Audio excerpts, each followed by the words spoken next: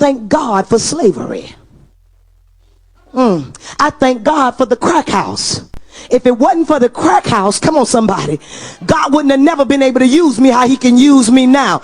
And if it wasn't for slavery, I might be somewhere in Africa worshiping a tree. And the sad truth is there are so many people, so many Christians out there who still believe or think like her. Yes, they do.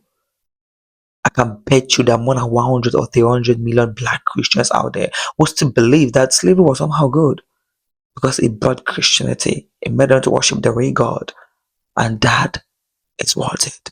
So slavery is worth it. Some even go as far as saying that thanks to Christianity, they are civilized. Because if not of Christianity, they would have been in Africa as primitive people, jumping from one tree to another, from left to right, front and back.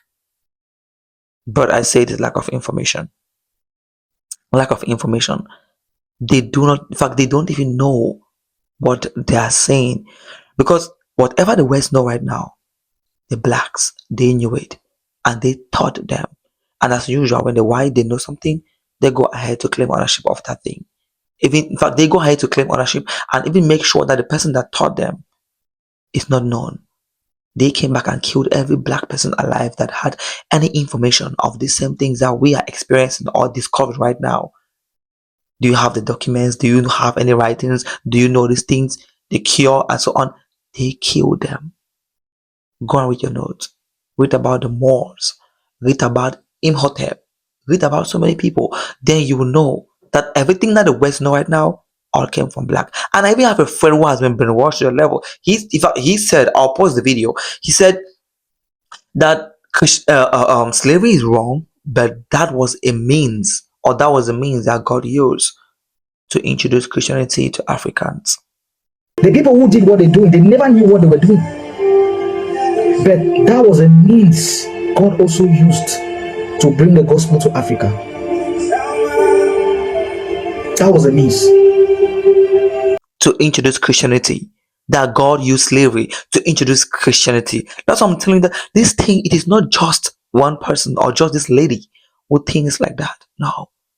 There are millions of black folks out there, black folks who are Christians, who have been brainwashed all through their life, that literally think like that. Oh, slavery was somehow good because it brought Christianity. It made us to worship or to see the real God. If not a slavery, guess what? We still wouldn't have, in fact, we would have been worshiping something else which is not a real deal. Damn. Africans have been taught that suffering is okay. For you to suffer, it is okay. It is good. It means you're doing the right thing. Because an imaginary being up there will definitely reward you when you die, not on earth. So why they suffer, why they face the tribulations and the temptations, yeah, it's the right thing. Because when you die, an imaginary being will say, thank you for fighting for me, so let me reward you in heaven, an imaginary place. These same people are creating that same heaven that they told you here on earth. In fact, isn't it worth questioning that China, as in China, is the world's first or number one manufacturer of the Bible, yet they don't use the Bible? China doesn't even use the Bible that they produce, and they are the number one, the world's first manufacturer of the same Bible. And who are the users of this Bible? The greatest users are African Christians, are black people. They are the ones. You see, but Christianity or religion is the biggest or the best marketing tool a person could ever acquire or have. You don't need to talk too much. Do you believe in my God? Yes or no? No, it means you die and go to hellfire. You want to die and go to hellfire? Because nobody has ever gone to the land of the dead and come back and tell us how it looks like. So only Christians will give you that imaginary feeling for you to feel like, oh, an illusion that if you die now, you go to hellfire because you don't believe in this God. So come now, believe in this God, so when you die, you will meet your ass in hellfire. And when you join, they control you. Or you must give 10% of your hard-earned money as tithe. Because if you don't, you're committing a sin. And that sin, you will die and go to hellfire after this. So give that money. You must give offering. It's a must. You must give sacrifice, money. Because if you don't, then you're committing sins.